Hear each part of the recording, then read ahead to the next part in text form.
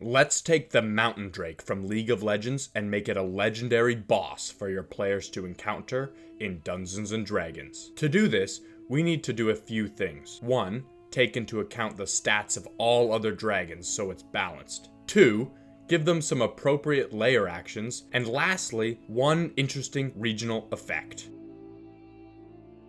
So let's start with the very first stat on any creature stat block, the AC, health, and speed. This Drake is made up of solid stone, so my first initial thought was its AC should be high. All adult Drakes have an AC of either 18 or 19, but because of its rocky skin, I feel included to give it an AC of 20. Now, I know there might be some people out there that think that's too high, but just stick with me. For its health, I want it to be low, and for this, we will look at the average of all the other adult dragons. Like black, white, green, and bronze are around 200, where others shoot higher than that, like blue with 225 or silver with 243. But nothing comes close to the gold and red with an average of 256. So can someone tell me why these guys get an average of 256 health, while our brass dragon friend over here only gets an average of 172? So if this is the lowest average health, what should our mountain drake get to make its AC of 20 look balanced? Well, I think 15d12 plus 72, which equals an average of 170, which would make it the lowest average HP of any adult dragon. For speed, this dragon has to be slow,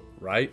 It's made of stone. All other dragons have a movement speed of 40, a flying speed of 80, and a third speed either swimming, climbing, or burrowing, which is also 40. Unless you're the brass dragon, which only gets 30 feet of movement in its third speed. Man, this dragon got the short end, didn't it? The first two speeds are easy for me. I'm going to make it slower than all the other dragons because it's stone, so it gets 35 feet of regular movement, 75 feet of flying movement, but the additional movement is tricky. This drake is made of stone, so I thought burrowing would match it pretty well, but it has mountain in its name, so it needs to climb, but I can't give it both. Or can I? Well, this is where he comes in. The white dragon has 2 additional speed, a burrow speed and a swim speed. So I guess as long as it makes sense, we can give it 2 speeds. And that's what we're gonna do.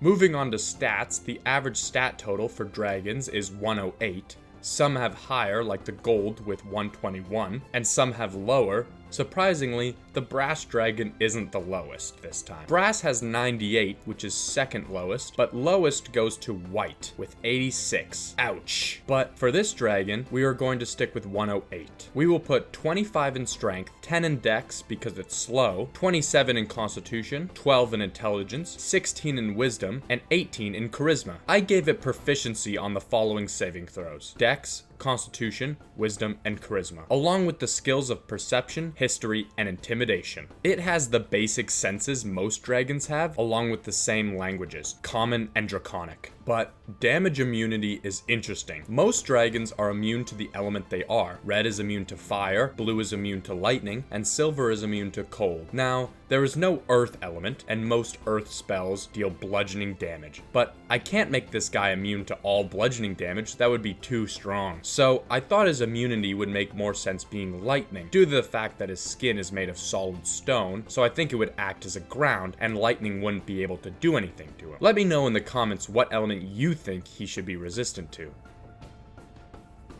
Next up is their attacks, the bread and butter of combat. All dragons have a bite, claw, tail, and breath attack. Its claw and tail attack are simple enough. The bite on most dragons, like the blue dragon, deal 2d10 piercing plus 1d10 lightning. But again, the mountain drake doesn't have any elemental damage, so I just moved the 1d10 over from the elemental damage to the initial damage, making it 3d10. In League of Legends, the breath attack is the only form of attacking this drake does, so I had to nail it. I made the drake blast an amalgamation of rock, sand, and mud up like a cannonball, traveling in a 40-foot line. All creatures in this line must make a DC 18 dex save or take 63 or 14d8 damage, or half as much on a successful save. If the boulder is interrupted by a creature or object, or it reaches the end of its 40-foot line, it will break apart, traveling an additional 15-foot cone. Any creatures in that cone must make a DC 18 dex save or take 63 or 14d8 bludgeoning damage. Now, of course, I have this dragon's legendary actions similar to all the other dragons, with detect, tail swing, and a wing attack. I suggest you use that wing attack first if you want to start the fight the same as in League of Legends. So that's our base Mountain Drake stat block. Ooh, looking menacing. But what does a menacing monster need? Yup, that's right, a lair. Like most dragons, I'm going to give this drake a lair. This drake likes to dwell in warm, dry, rocky climates, similar to the Grand Canyon. They also like to bask in the sun like a giant lizard. To make its lair, it climbs on the side of a rocky face and digs out a small cave to store its treasure hoard. You will find the drake inside if it's raining or cold at night, but during the day, the drake will most likely have a pad carved out and sunbathing. Inside of the lair, the drake can make 2 lair actions. It can choose an area within 120 feet of it to erupt a sand cloud, blinding creatures. The other lair action is it can create a tremor underneath of it to cause the terrain to become difficult. Along with lair actions, this drake has regional effects. When a drake chooses a place to call home, the magic of its soul warps the landscape, causing the air in a 6-mile radius to become more dry, which can cause the players to get dehydrated and take a point of exhaustion if they don't get enough water. But if they can survive that and they get close enough to the lair, in a 4-mile radius, the ground will be ever changing. Random rock pillars will erupt from the ground. These rock pillars can also crash into each other, which can end up crushing the creatures between them. But if the party is able to traverse the lair of the mountain drake and slay it, they will gain the mountain soul.